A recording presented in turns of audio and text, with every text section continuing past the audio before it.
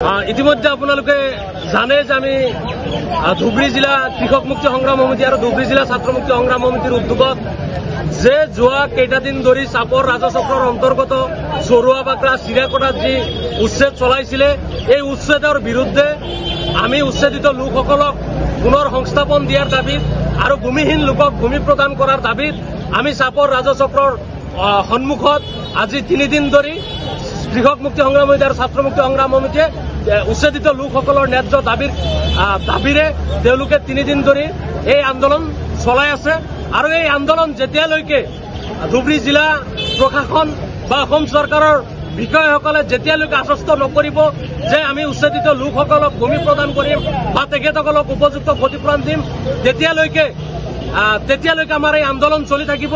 কাৰণ আপোনালোকে দেখিছে যে অনিৰ্দিষ্ট কাললৈকে আমি এই উচ্ছেদিত লোকসকলৰ কাৰণে সংগ্ৰাম চলাবলৈ গৈ আছো।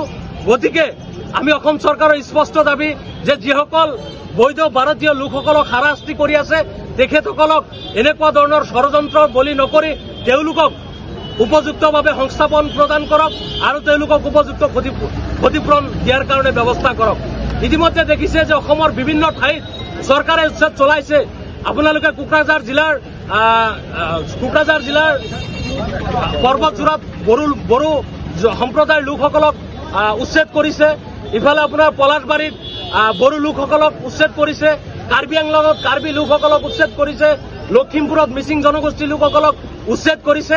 আচলতে এই চৰকাৰখনে অসমৰ ৰাইজক শান্তিত থাকিব দিবলৈ বিচৰা নাই আৰু অসমৰ মুখ্যমন্ত্ৰী হিমন্ত বিশ্ব শৰ্মা তেওঁ কেৱল আৰু কেৱল ধন সম্পত্তি গঢ়াৰ কাৰণে এই এনেকুৱা ধৰণৰ অসমত এনেকুৱা ধৰণৰ কামবোৰ চলাই আছে। ইতিমধ্যে জানে যে অসমৰ মুখ্যমন্ত্ৰী হিমন্ত বিশ্ব শৰ্মা ডাঙৰীয়াৰ যি বান্দিয়া ইণ্টাৰনেশ্যনেল তেখেতে কৈছে যে আমি যিমানবোৰ বনাঞ্চল আছে বা যিমানবোৰ ৰিজাৰ্ভ আছে বা ফৰেষ্ট আছে এই লেণ্ডসমূহ আমি খালী কৰিম।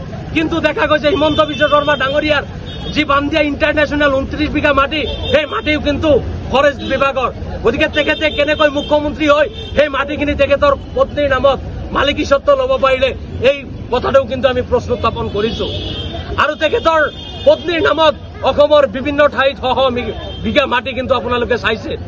আৰু কেৱল হিমন্ত বিশ্ব শৰ্মাৰেই নহয় তেখেতৰ নিজৰ সতীৰ্থ মন্ত্ৰী জয়ন্ত মল্লই হওক বা পীযুষ হাজৰিকাই হওক তেখেতৰ বিৰুদ্ধেও কিন্তু মাটিৰ অভিযোগ কিন্তু উত্থাপন হৈছে।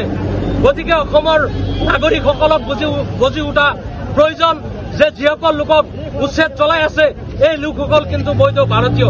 আজি হিন্দুসকলে কিন্তু বাবা লৈ আছে, আপোনালোকে বাবা লৈ আছে ঠিকেই, কিন্তু আপোনালোকে ভাৰতীয় সংবিধানৰ ওপৰত বিশ্বাস ৰাখি আপোনালোকে এই লোকসকলৰ হৈ মাত মাতক আৰু তেওঁলোকৰ কাৰণে প্ৰতিবাদ কৰক।